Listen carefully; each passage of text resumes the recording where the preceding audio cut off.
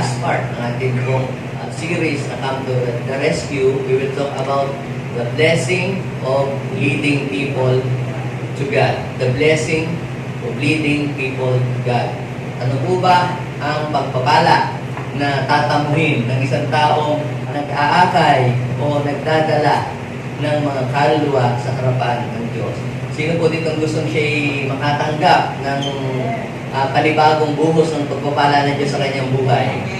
So, kung mayroong blessing na natatanggap ang isang taong nagpe-pray, kung mayroong blessing na natatanggap ang isang tao kapag siya ay nagbibigay, meron din blessing, kakaibang blessing na i-pour out si Lord doon sa mga taong nagpapagamit sa Kanya para yung mga tao ay dalahin doon sa Kanyang kaharian.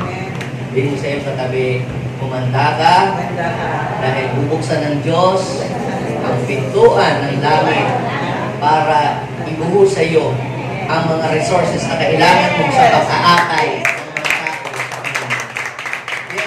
Kasi kapag ikaw ay naglilid ng mga tao, papalapit kay Lord, pinibigyan mo si Lord ng reason para mas lalo kanyang i-bless. Bakit? Kasi mayroon kang paggagamitan.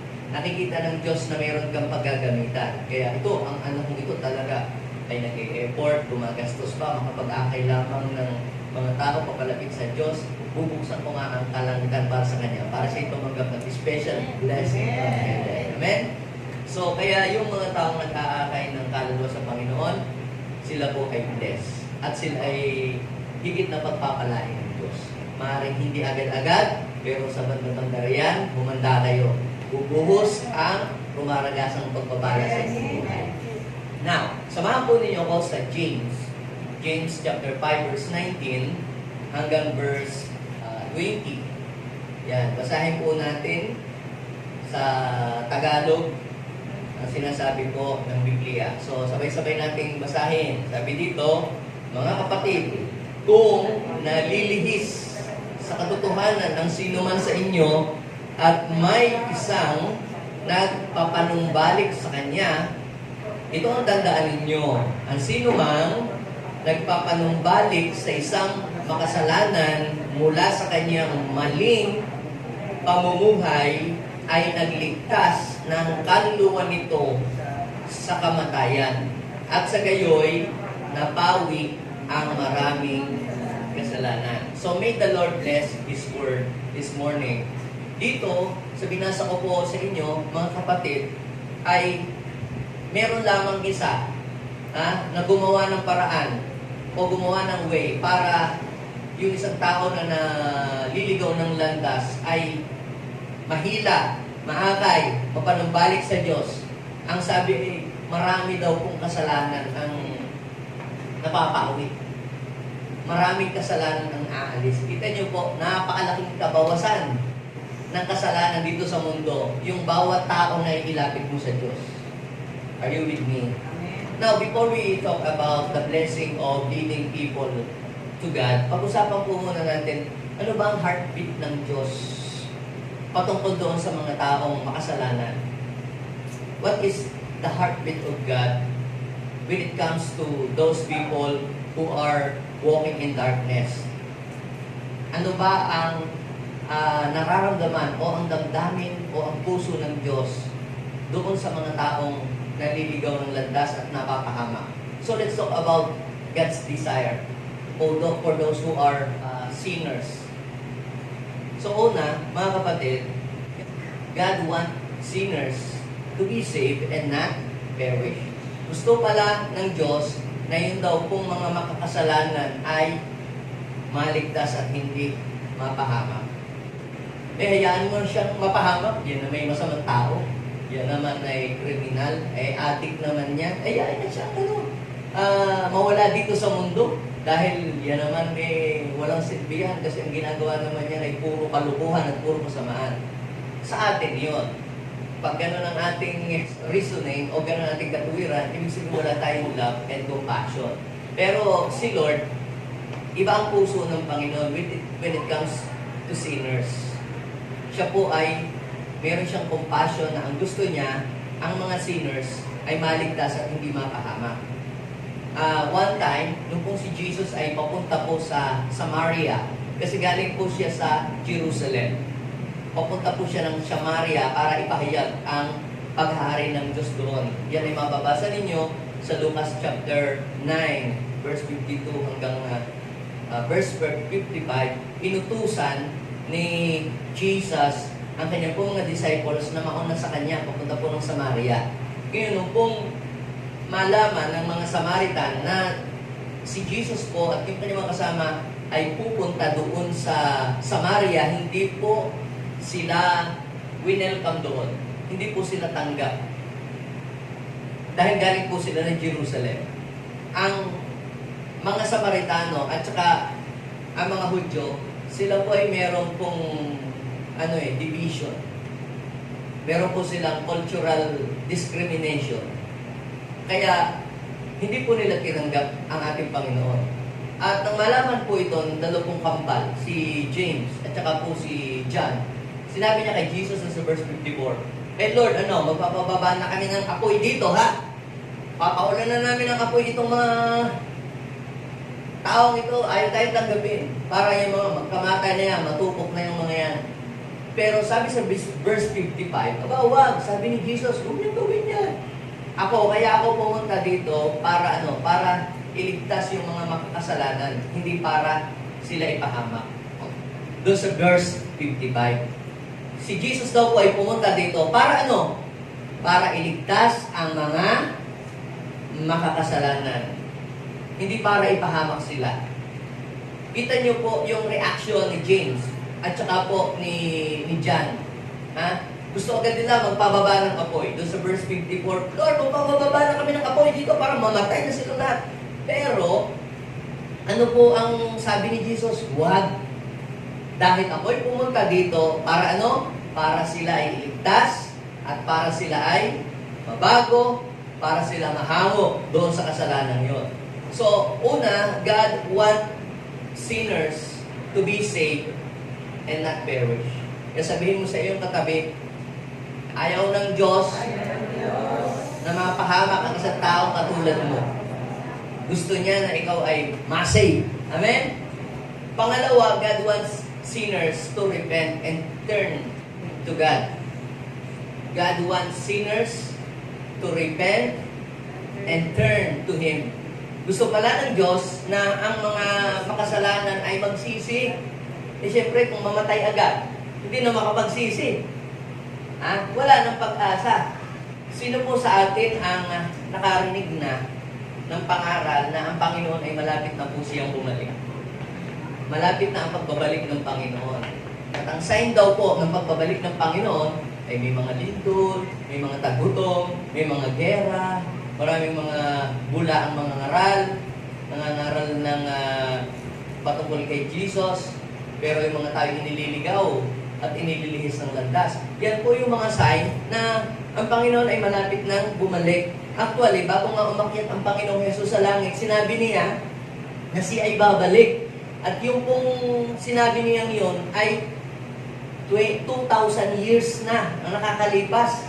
Imagine nyo po ang tagal na. Kaya yung pong iba ay iniinsulto na yung mga nangangaral. Ay, tagal na rin siya sabing babalik ang Panginoon. Hindi naman nabalik. Namatay na yung ating mga lolo, lola, yung mga nagsasabi niyan, nasabi malapit na. Hanggang ngayon, hindi pa rin nabalik ang Panginoon. Ay, bakit ganun?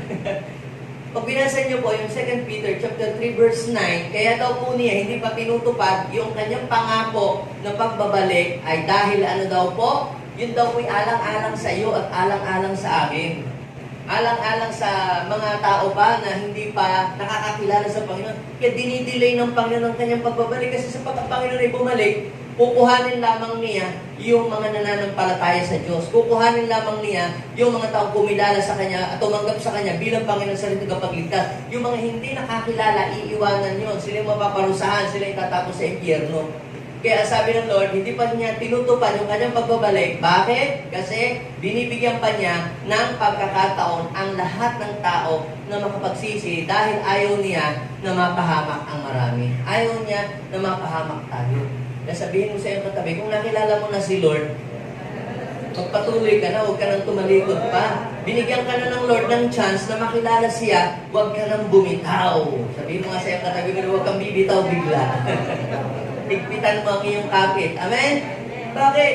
Kasi, bakit kinakailangan higpitan ng kapit? Kasi, ang kaaway, kahit ikaw saved na, gusto ka pa niyang hihilahin pa rin. Ayaw niya na ikaw ay makasama doon sa karyang langit. Gusto niya makasama ka niya papunta doon sa impyerno.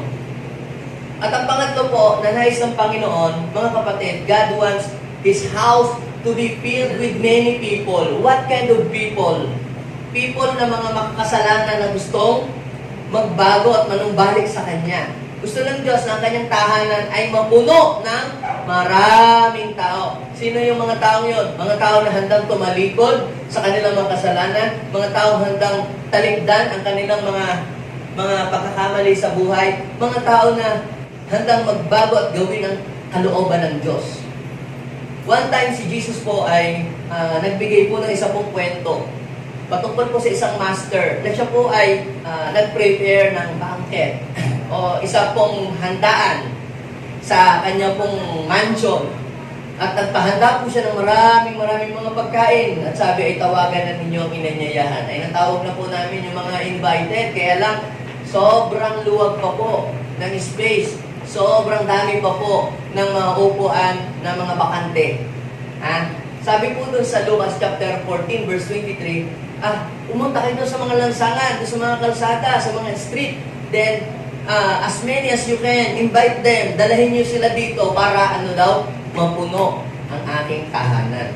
So gusto pala ng Diyos na mapuno ng maraming tao ang kanyang tahanan. Sino yung mga tao? Mga tao na handang tanggapin si Jesus sa kanyang puso bilang Panginoon sa sariling tagapagligtas. Gusto ng Diyos na mapuno ang langit ng mga taong kumikilala sa Kanya. Gusto din ng Diyos na mapuno ang church ng mga taong nauuhaw at gustong kumilala sa Panginoon, tumanggap sa Panginoon bilang Kanyang tagapagligtas. Kaya ikaw, kaya ka nandirito ngayon, in-invite ka ni Lord para ikaw ay pumunta dito. Ginamit lang yung iyong kaibigan, ginamit lang yung iyong mga mahal sa buhay, o yung kapitbahay, o kung sino mang iyong kakilala. Pero ang totoo nun, si Lord ang nag-invite sa iyo. Ang sabi ng Panginoon, pumunta kayo sa mga lansangan at sa mga daan at pilitin ninyong pumunta rito ang sino mang makita ninyo upang mapuno ang aming bahay. Kaya, congratulations! Isa ka sa mga in-invite ni Lord. Para ikaw ay makaranas ng kanyang kapangyarihan. Now, ano po ba yung blessing na mararanasan natin kapag tayo ay nagdala ng maraming mga tao sa Panginoon? Inilapit natin ang mga tao sa Panginoon. Ano ba ang blessing na dala-dala ng pag-win ng soul? Ano ang blessing na dala-dala nito sa kaharian ng langit o sa kaharian ng Diyos? Ano ang blessing ng pag-aakay ng mga tao sa ating society? Ano ba yung blessing na yon na nagagawa, ang tulong nito sa society kapag ikaw ay nagwiwin ng soul at naglalapit ng mga tao sa Diyos? Ano ba ang blessing na dala-dala nito sa buhay mo kapag nag-akay ka ng mga tao papalapit kay God? Number 1, ito po ang nakita ko, mga kapatid. The blessing of leading people to the Lord makes heaven full and hell empty. Imagine nyo po, ang impyerno, mawawala ng tao. Ang impyerno ay mababakante at ang langit ay mapupuno. Alam nyo po, si Satanas gusto niya hilahin ang mga tao at dalahin sa impyerno. Kaya ang mga tao, iniinjikan niya na mag-isip ng masama, magkaroon ng galit, magkaroon ng buot, magkaroon ng kasalanan. Dahil yun po ang paraan para ang mga tao ay mahila niya at madalhin sa impyerno. Maging full of pride, maging alipin ng bisyo. Yan po, mga kapatid, ang mga tools ni Satanas para po sila ay hilahin sa impyerno.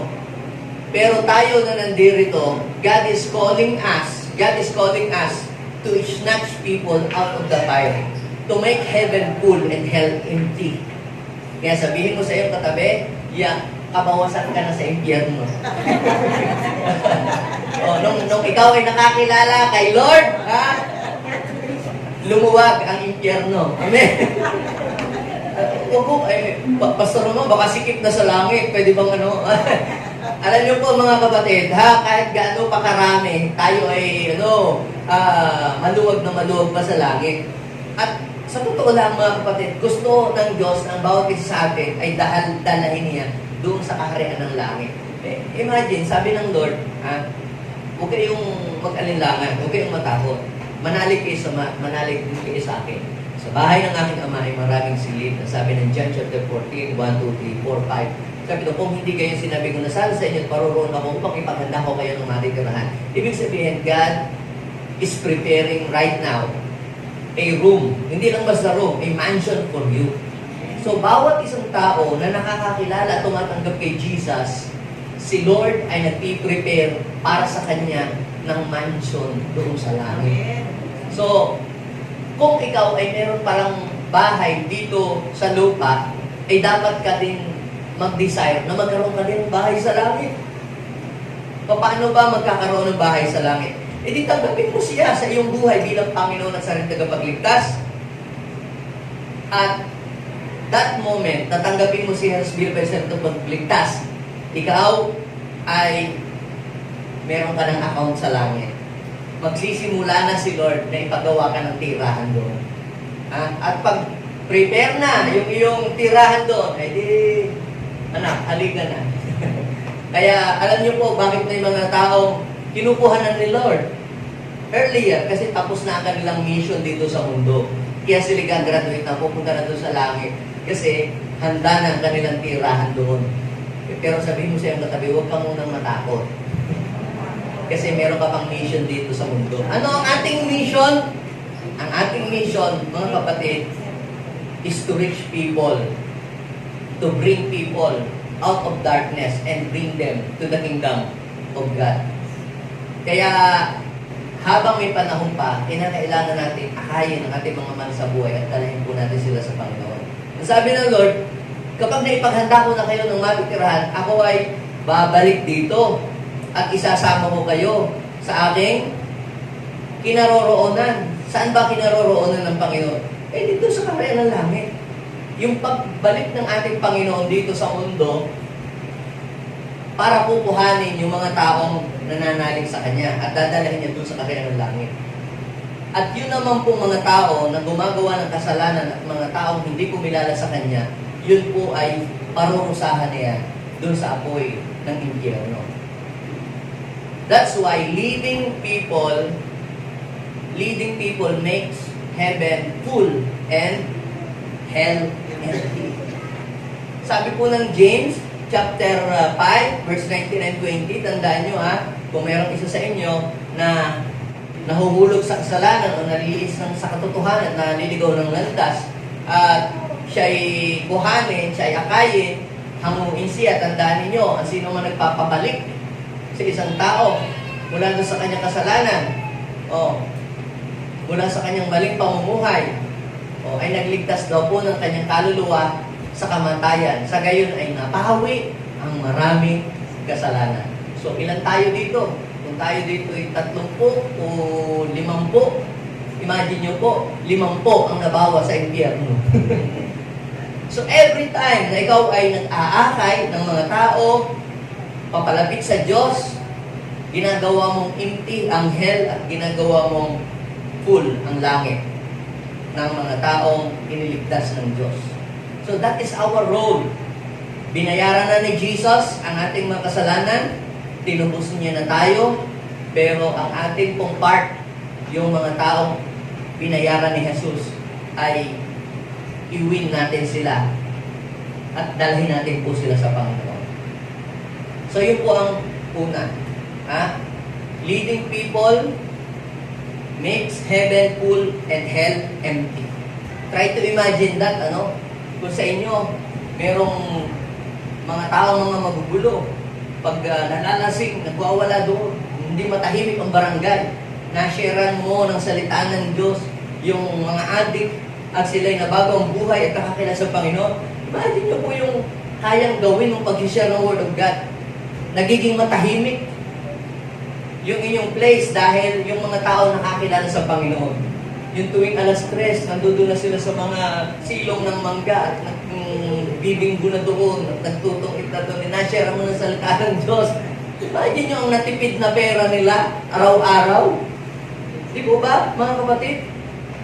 Para po mabago ang ating society, hindi mo kinakailangan na ito, magaling ito, buto natin ito, mabait ito. Alam niyo po, hindi kayang baguhin ng sino mang politician ang ating society. Believe me. Bakit? Only Jesus can transform nations. Only Jesus can transform persons, people. And without God, kahit sino pang magaling na politician, hindi niya kayang baguhin ng society. Kahit sino pang matapang na pulis, sige, ikulong lahat ng adik. Pag kinulong mo ang mga adik pa rin yun.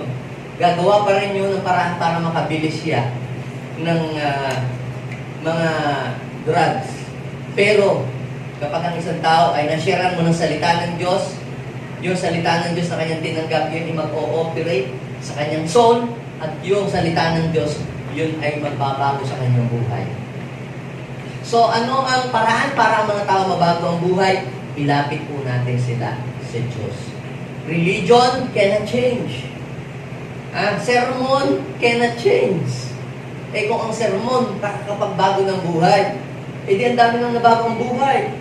Yung ang estudyante na sermonan ng madam, misis, na sermonan ng mister.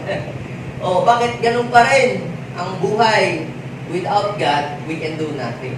Without the Word of God, our life is weak.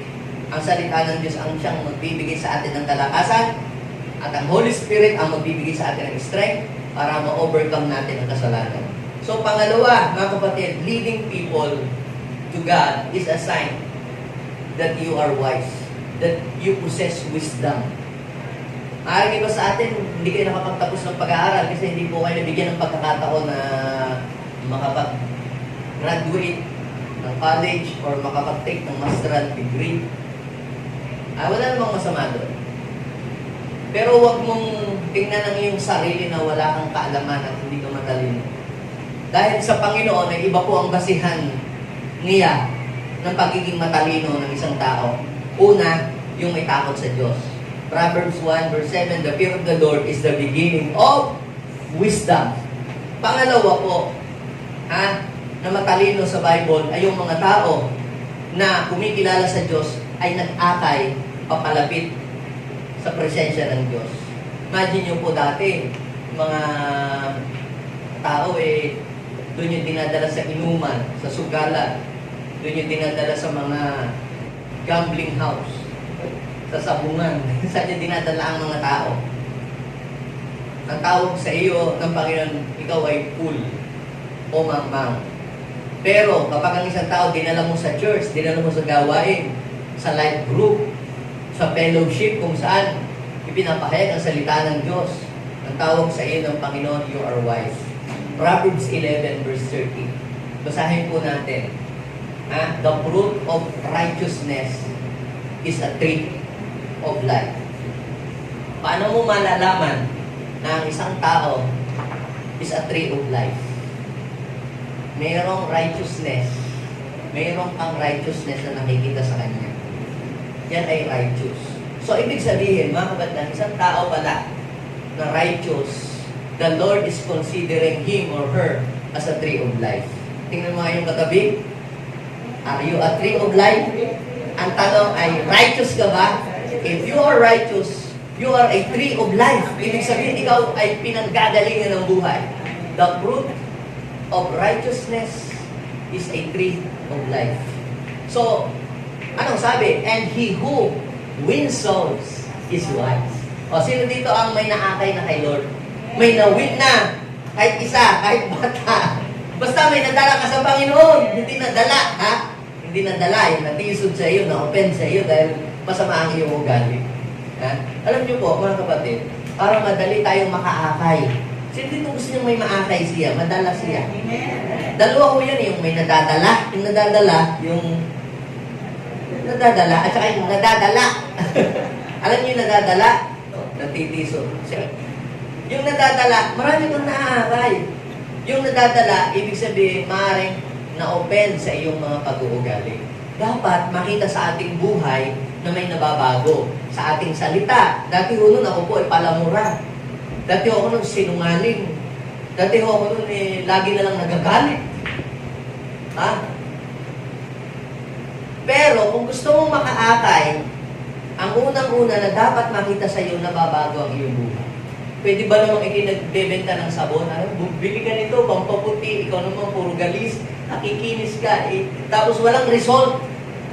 Sabihin mo sa iyong katabi, dapat makita ang resulta sa buhay mo na ikaw'y pinaghaharian ni Jesus.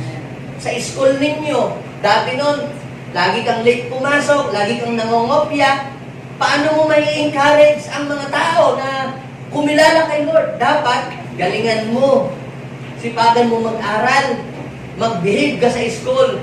At hindi ka pa nag-share ng Word of God, sigurado, yung mga tao magtataka sila, bakit ang bait mo? Bakit ang sipag mo mag-aral? Ano bang meron ka? Then, madali po na may share si Jesus.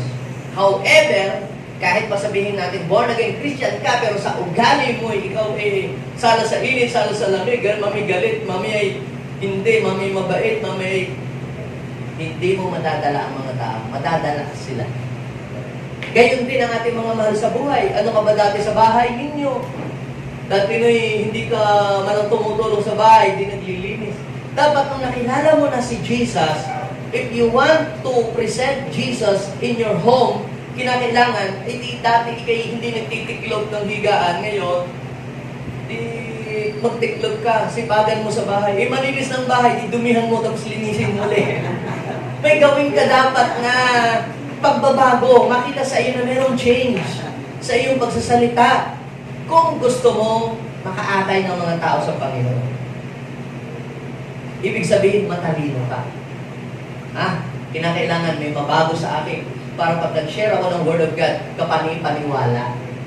Kung ngayon ng mga company, ipinipresent natin ng maayos, kinakailangan mag-behave ako, maganda akong makitungo, para walang masabi doon sa company na aking pinagtatrabahuan. Company lang ang huyo ng tao. Pero ito, mga kapatid, kumpanya ng langit. Kaya natin ipinakikita at ibinidisplay ang magandang ugali kasi ang ating nire-represent ay si Jesus. Para kapani-paniwala kapag ka nag-share ka ng Word of God, maniniwala sila si Jesus nga ang nakilala mo. Dapat may mabago sa iyong buhay. Yes, pwedeng hindi maging instant agad na para kang puon pagka naglalakad. Hindi naman ganun. Merong mabago. O ilang ka ng taon nakakilala sa Panginoon. Dapat habang tumatagal, pabuti ka ng pabuti, pabait ng pabait. Hindi yung matagal ka na sa perlalo, pabaligtad, pasungit ng pasungit. Baligtad yun. Baka hindi si Jesus ang nakilala mo, si Taning. O kaya baka may karga ka, magpa-deliverance ka bukas. Kaya sabihin mo sa iyong katabi, mula ngayon, babaguhin na natin ang ating buhay. Para maging effective witness tayo ng ating Panginoon. Yes. So, ano yung una? Leading people make heavens full and hell empty. Pangalawa, leading people is a sign that you possess wisdom. Kaya yung mga tao dito na masipag mag-akay, alam nyo na, ikaw ay matalino sa harapan ng Diyos. Palampakan natin ang mga matalino. At ang pangatlo, mga kapatid, leading people to God makes heaven rejoice. Leading people to God makes heaven rejoice. Tingnan nyo, mga kapatid. Ang mundo nilikha ng Diyos at ang lahat ng mga nasa paligid nito. Pati ang mga puno, mga halaman, mga hayop. At ang tao ang siyang ginawa ng Diyos na tagapamahala. The Lord took the man and placed him into the garden of Eden to take care of it and nourish it. Ang sabi ng Lord sa tao ay, multiply and increase your numbers. Kaya lamang po, ang nakakalungkot, ang mga tao po ay tumalikod sa Diyos at gumawa po ng kasamaan at sinuway po nila ang Diyos. Nung dumami ng dumami ang tao, hindi nag-multiply yung righteousness. Ang nag-multiply yung evil and wickedness. Kaya pag binasa ninyo po yung Genesis chapter 6 verse 5, when God saw the man, siya po'y biglang nalungkot. The Lord was so sorry when He saw the man on earth. Bakit? Sila po kasi ay their heart is full of evil. Napupuno na daw po ng kasama ng puso ng tao at wala nang makita ang Diyos na mabuti sa Kanya. Di ba? Ang Panginoon nalungkot at nalungkot ang Panginoon. Ba't ko ba ito? Ba't ko ba sila nalikha? Hindi ibig sabihin nagkamali si Lord ng paglikha. Ibig sabihin ay nalungkot lamang siya dahil hindi naman yun ang plano ng Diyos. Pero dahil nga ang tao ay may free will, pinili ng tao mamuhay sa kasalanan kaysa mamuhay sa katuwiran. Pero, meron pong isa na nakapagbigay ng kaluguran sa Diyos. At yun ay walang iba kundi si Jesus. Nung si Jesus po ay bumaba dito sa lupa, ang sabi, "You are my beloved Son, whom I am well pleased." At ginawa niya lahat ng kalooban ng Ama. At tuwa ang Diyos sa Kanya. At alam niyo po, si Jesus, gusto din niya na tayo ay maging kagaya niya, na maging kalugod-lugod sa Kanya. Kaya yung mga tao, pilit niyang hinihikayat at dinadala sa kaharian ng langit. One time, si Jesus po ay nangangaral, yan ho ay makikita ninyo sa Luke chapter 15. Meron po doon tatlong story, different story, na kinumpose si Lord. Yung mga nawawala, yung mga lost. The lost son, the lost coin, at saka po yung the lost sheep. O ano yung the lost sheep, then the lost coin, then the lost son. At ipinakita po doon sa story na ito pong mga nawawalang ito ay hinahanap. And then pagkatapos pong hanapin, doon sa ending ng story ay nagiging masaya yung naghahanap. At yun po ay kinumpara din ng Panginoon doon sa mga taong nawawala at naliligaw ng landas na kumilala sa Kanya. Let's say for example, doon po sa Lucas chapter 15, verse 7, iiwan daw po ng pastol yung siyang nasputsyam para hanapin yung isa na nawawala at kapag ka daw po ito'y nakita ay siya'y matutuwa. Gayon din daw po sa langit, ang sabi ng ating Panginoon, na nagkakaroon daw po ng matinding kagalakan dahil sa isa daw pong makasalanan na tumalikod sa kanyang kasalanan kaysa doon sa siyang naputsiyang na hindi na kailangan pa magsisi. So, mga kapatid, kaya pala si Jesus ay pumunta dito para tawagin ang makakasalanan, hindi ang mga banal. So, ibig sabihin, kapag ikibanal na, hindi mo na kailangan ng church. Kailangan mo na langit. Diretso ka na sa langit. So, para daw po tawagin ang mga makakasalanan para baguhin ang kanilang mga buhay at ayusin. Ano ang sabi? Nagkakaroon daw po ng matinding kagalakan sa langit. Ganon din po yung story ng the lost coin sa Lucas 15, verse 10. Ano ang sabi? Sinasabi ko sa inyo, gayon din ang kagalakan ng mga anghel. Ibig sabihin, hindi lang si God, pati yung mga angel ay natutuwa. Bakit? Mission accomplished.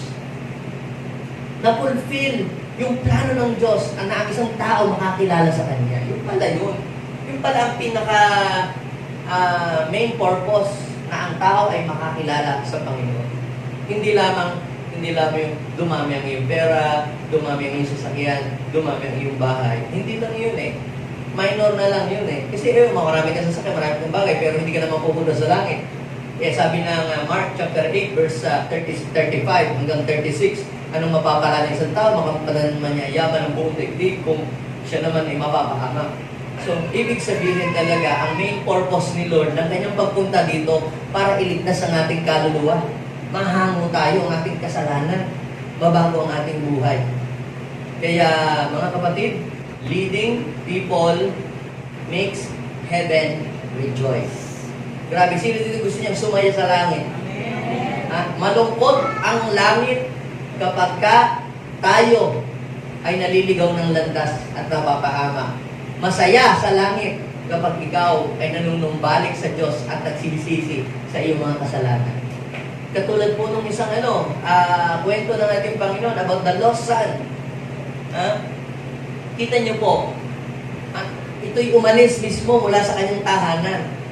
At ginawa nung young son na yun, kung anong gusto niyang gawin.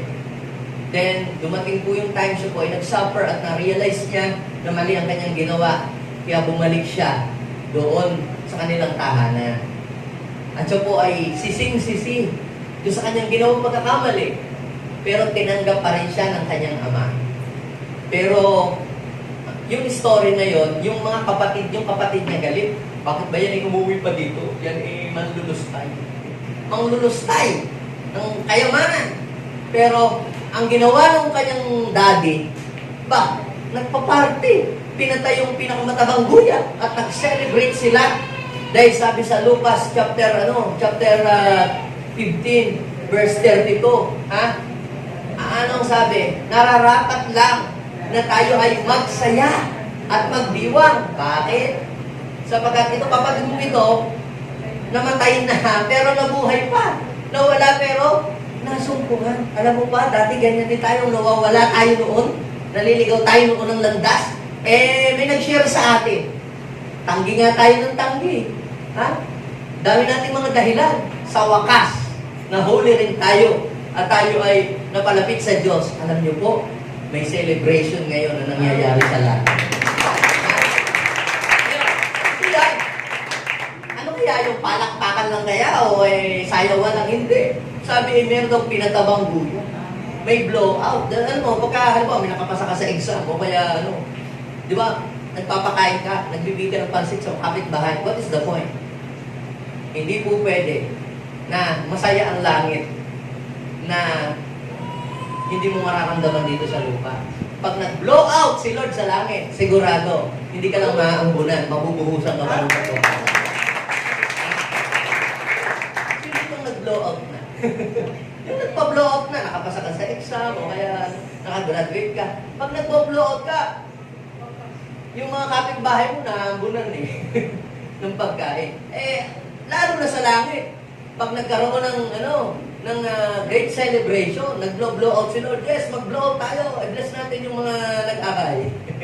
Kaya sabihin mo sa iyo katabi, humanda ka. Pag nag-blow out si Lord, hindi ka lang maaambunan ng pagpapala, mabubuhusan ka pa. Amen?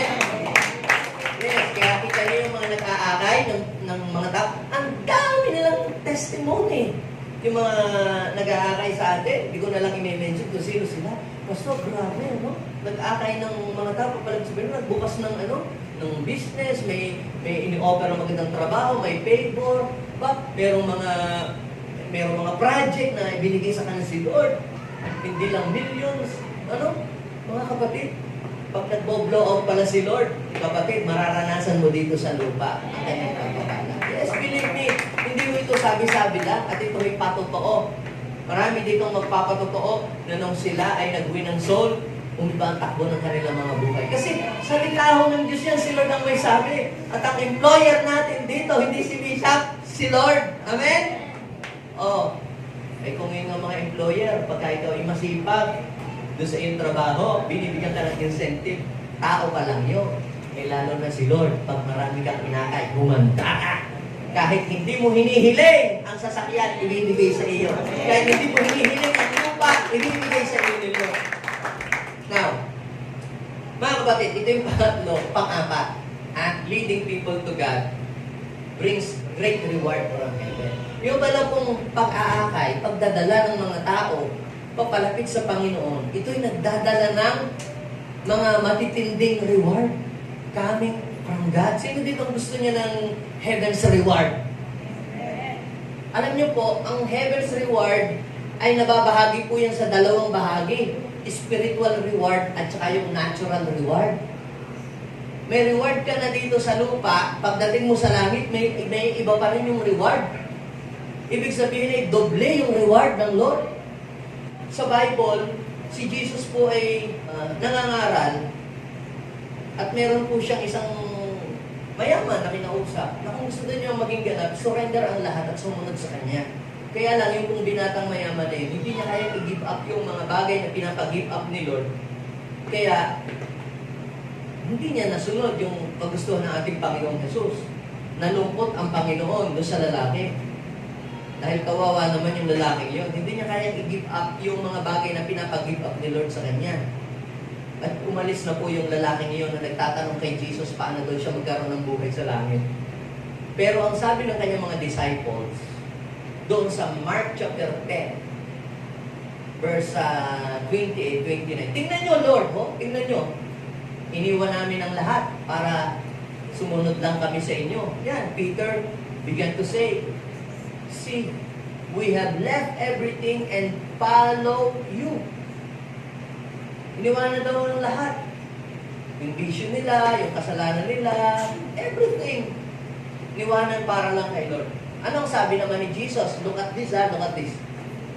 Jesus said, truly, I say to you, there is no one who has left house, or brothers, or sisters, or mother, or father, or children, or land, for my sake, and for the gospel, verse 30, who will not receive 100-fold. Post-perito, wala daw taong nag-iwan ng bahay, nag-iwan ng magulang, nag-iwan ng anak, nag-iwan ng kapatid, nag-iwan ng lupa, nang hindi tatanggap ng 100-fold. Now, marami pong mga tao, siguro nini-invite kayo, ate tayo ng church, walang mababantay ng bahay namin, di ba? Hindi ikandado mo. Bubuhat ba yan? Yung, madami nilang mga reasoning, ay walang kasama ang aking lolo, walang magbabantay sa kanya. Naku, ang mga manok ko, walang magpapatuka ng manok namin. Di ba ganoon? Ay naku, yung aking aso, bago pa nga yung aso namin, hindi ako makakasama sa iyo papunta sa church. Kita niyo ang mga tao, hindi nila kayang i-sacrifice yung mga bagay na yun para lamang katagpuin si Lord.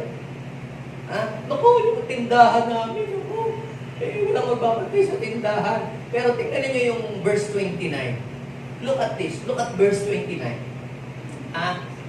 Jesus said, truly I say to you, there is no one who has left house, or brothers, or sister, or mother, father, or children, lands, for my sake, and for the gospel.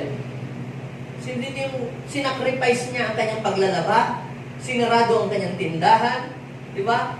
Iniwanan niyo ang inyong bahay, marami kang mga gagawin ngayon, pero sinacrifice mo lahat yon para sa Panginoon at para sa kanyang mga salita. Look at verse 30. Basahin niyo po yung verse 30. Who will not receive 100-fold now in this time. Anong ibig sabihin nun? Yung now in this time, buhay ka pa, you will receive 100-fold of blessing from the Lord. Anong klaseng pagsunod yun kay Jesus? Yung pagsunod pong yun, yung pag-aakay ng mga tao papunta kay Jesus. Dahil, di ba, si Peter, mangingisda. Ang sabi ni Lord kay Jesus, ano sabi? Follow me and I will what? Follow me and I will make you a fishers of men. Sumunod ka sa akin, Peter. Hindi isda ang huhulihin mo. Yung mga tao, huhulihin mo para dadalahin mo sila sa akin. Ilalapit mo sila sa akin. At alam niyo po si Peter, iniwan niya ang kanyang bangka, ang kanyang lambat. Pero anong sabi ng Lord?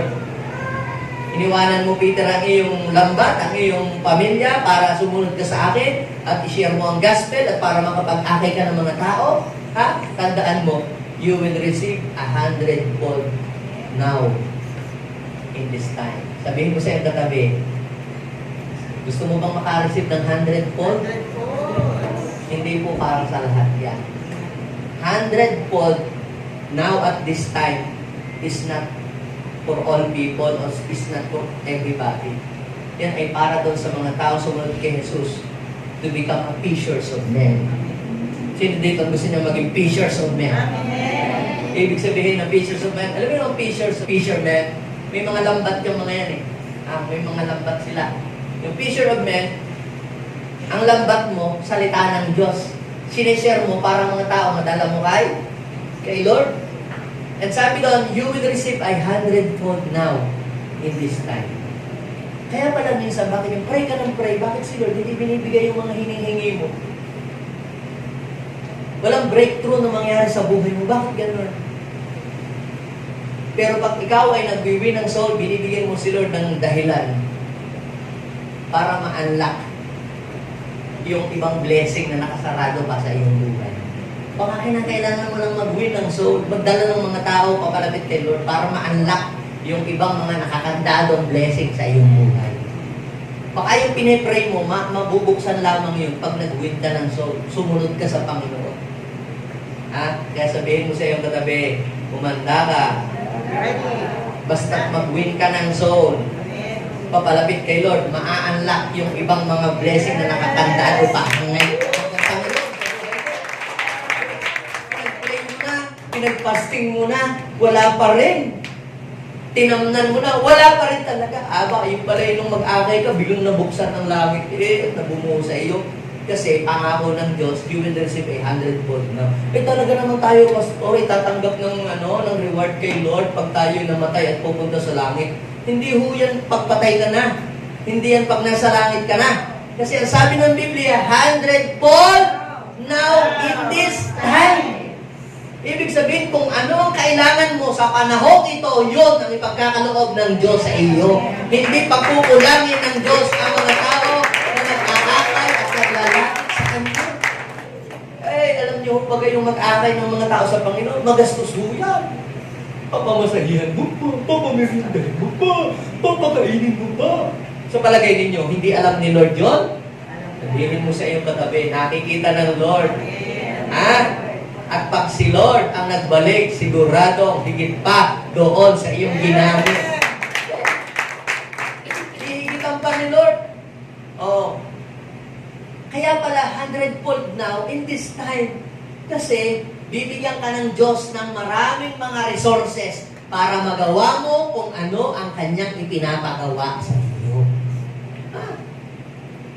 Panginoon, wala naman po akong magagamit. Bibigyan ka ni Lord ng gagamitin. Pero dapat, magkaroon ka ng desire sa iyong puso na magamit ka ng Lord to win soul. Bigyan ako ng isang example, Example. Noong nagsisimula pa kami dito sa ministry, kasama ko dito, sila Sister Sheila, Brad Omi. Yes. Pinupuntahan mga bahay-bahay. Nangihiram pa lang siya ng sasakyan. Pag tulog yung kanyang ina, tinatakbo yung sasakyan. Nangihiram lang. Wala ko sila. Sasakyan sila. Nakikigamit lang. Pero, ginagamit mo yung na paghayo. Alam nyo, mga kapatid, in due time pala, nakikita ng Diyos yung ginagawa mong paglilingkod na pag-aakin ng tao. Ngayon, binigyan sila ng Diyos sa sasakyan, tigi-tigisa. Sasakyan. Di ba? Sabi ng Lord, who will receive 100-fold now at this time. Ibig sabihin, nakita ng Diyos ang kanyang pangailang. Grabe naman itong anak ko, talagang nag-e-effort, nanghihiram pa para lang gumagas. Teka nga, mabigyan ko nga sila ng tigi-tigisa, mabigyan ko nga sila ng sariling kanila. Kapatid, pag ikaw ay nagsiserve kay Lord sa pagbitan pag-uwi ng soul, pag-disciple, binibigyan mo siya ng dahilan para pagpalain kanya. Papalain ng Diyos kung wala namang dahilan baka ipagyabang mo lang, Kaya sabihin ko sa iyo, katabi mo, manda ka. Mayroong 100-fold na darating sa iyo. Baka ngayon natanggap po, wala pang 100-fold ano pa lang yun 1-fold pa lang. Sabihin ko sa iyo, katabi, marami pa! Kukumplituhin ng Diyos yung 100-fold. Yun ay dito pa lamang sa lupa. Ay pagdating daw po sa langit, ano sabi? Pagdating daw po sa langit, ay eternal life. Sabihin natin, eternal life. Ang sabi po ni Daniel, sabi ng Lord kay Daniel, doon sa Daniel chapter 12, verse 2 and 3. Ito mga mabubuhay daw po, yung maraming mga namatay, mabubuhay daw po sila. Yung iba daw po ay sa eternal life, yung iba po sa kaparusahan. So, ibig sabihin pala, hindi lahat sa langit pupunta. Yung iba sa impyerno. Sino pupunta sa impyerno? Yung hindi nakakilala sa Diyos. Sino pupunta sa langit? Yung tumanggap ng salita ng Diyos at inaccept si Jesus sa kanyang buhay as Savior and Lord. Pagdating mo doon sa verse 3, nasabi po doon, ang sabi ng verse 3, at yaon daw pong may pagkaunawa at umaakay sa marami tungo sa kabutihan ay magiging, ano daw, mangyayari?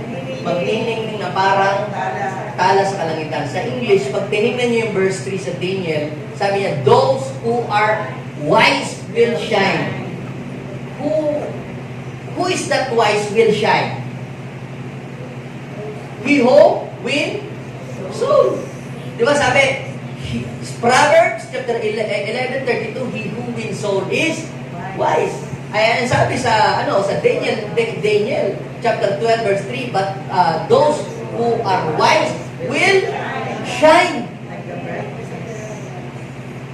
like the brightness of heavens, and those who lead many to righteousness. Hindi daw mga nag-aakay. Mga nag-aakay, masipag mag-aakay. Hanggang ngayon, nag-aakay pa rin. Sabi doon, ano mangyayari sa kanila?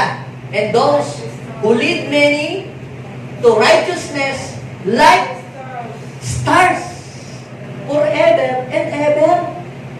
Alam niyo, yung si Nora Honor, ayan ho ay na-awardan ng Star Award. Siya po ay superstar, si Ate Guy.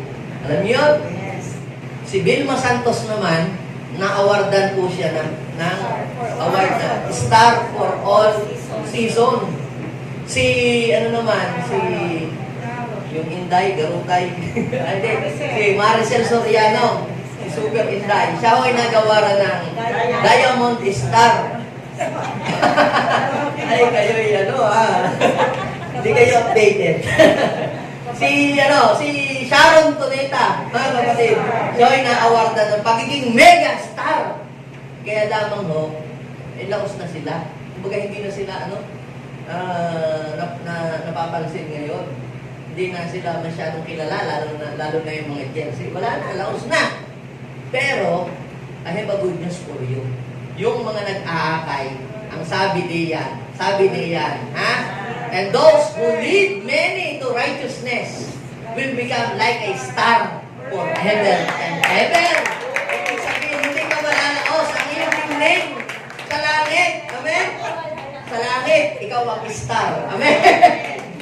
Sabihin mo sa'yo, katabi star ka pala sa langit. Pero wag kang tatalon, baka maging fallen star ka. Si Lucifer yun, fallen star. Kaya yung mga kapatid na nag-win ng soul, nagdi-disciple, meron po pala silang dalawang blessing. Ano yung blessing? Una, ang blessing po nila yung natural blessing. You will receive a natural blessing. Ano yung natural blessing? Sabi ng Mark chapter 10:30, you will receive 100-fold now at this time. At pangalawang klase ho ng blessing, yung spiritual blessing. And eternal life.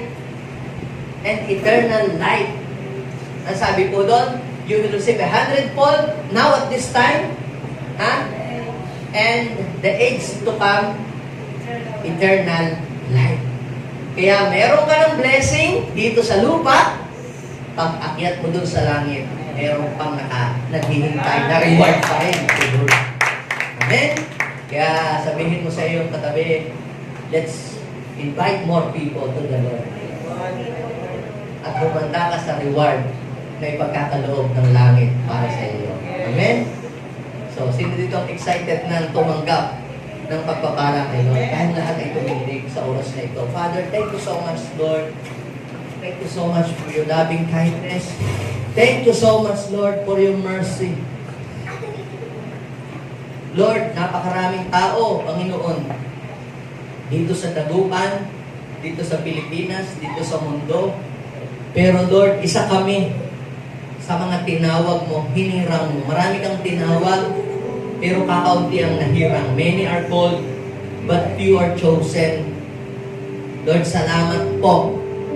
Salamat po. Dahil kami ay pinili mo. Salamat po dahil binuksan mo ang aming isip para makilala ka po namin. Salamat po. Pinaunawa po ninyo sa amin ang inyong plano. Salamat po, Panginoon o God, dahil hindi mo po isinara ang aming isip. Pinaunawa mo sa amin ang inyong mga salita. At ngayon, Panginoon, tumanggap kami ng kaligtasan at ng buhay na walang hanggan. Lord, kami po ay nandirito ngayon. Kinikilala ka po namin na bilang aming tunay na tagapagligtas ng Panginoon. Gamitin mo po kami, Panginoon, para maging pagpapala kami, maging daluyan kami ng pagpapala para sa ibang mga tao. Heavenly Father, continue to move right now. Continue to move right now. Narito ang inyong mga anak. Kumilos ka po sa kanilang buhay. Panginoon, kung ikaw nandirito sa oras na ito, na hindi mo pa sigurado kung saan pupunta ang iyong buhay, hindi mo alam kung saan ang direksyon ng iyong patutunguhan, I am telling you, God want to direct your path. Gusto ng Diyos na ang iyong buhay ay maging maayos ang direksyon. Maaari ang iyong buhay ay naging magulo, ikaw ay punong-puno ng kalituhan. Pero ang Diyos gusto ka niyang bigyan ng kapayapaan. Kapayapaan sa iyong puso, sa iyong isip, at ang iyong buong buhay. Ang kailangan lamang, buksan mo ang iyong puso, anyayahan mo si Jesus sa iyong buhay, at siya ay mag-ooperate sa iyong buong buhay. Ang Holy Spirit, bibigyan ka niya ng kapangyarihan para maunawaan ang lahat ng bagay na hindi mo pa maunawaan sa iyong sarili. All you have to do is come before the Lord and invite Him, invite His presence right now. Pwede po bang ilagay po natin ang ating pong mga kamay sa ating pong puso? Manalangin po tayo. Bigkasin po natin ang panalangin ito na aking pong sasabihin sa inyo. Sabihin po natin, Panginoong Jesus, marami pong salamat dahil bumaba ka dito sa lupa upang ako'y tubusin sa aking mga kasalanan at iligtas sa apoy ng kapahamakan. Pinagsisisihan ko po ang aking mga kasalanan. Patawarin mo po ako, Panginoon, sa lahat ng aking mga pagkukulang. Panginoong Jesus, binubuksan ko po ang aking puso at tinatanggap kitang tunay bilang aking Panginoon at sariling tagapagligtas. Baguhin mo po ang buhay ko. Panginoong Jesus, gamitin mo rin po ako para yung ibang tao na wala pang pagkakilala sa iyo ay magkaroon ng pagkakilala sa inyo. Panginoong Jesus, bigyan mo po ako ng kahabagan para sa ibang tao. In Jesus' name, Amen and Amen. Kung na lang ang magme-pray, Lord, bless your people today. Pagpalain mo po yung mga taong dumalo ngayong araw na ito. At higit sa lahat, yung mga taong laging gumagawa ng paraan para ang mga tao ay mapalapit sa inyo. Bless them. Yung mga taong nag-aakay, ibigay mo ang resources na kailangan nila sa kanilang pagbibig ng mga tao sa inyo. Lord, ang dalangin ko doon sa mga taong masipag mag-akay, buksan mo ang kalangitan para sa kanila at ibigay mo ang resources na kanilang kailangan sa kanilang pag-aakay ng mga tao. Ingatan niyo po sila at ipakita niyo po ang signs, wonders, and miracles. To you alone the glory and honor and thanksgiving. In Jesus' name, Amen and Amen.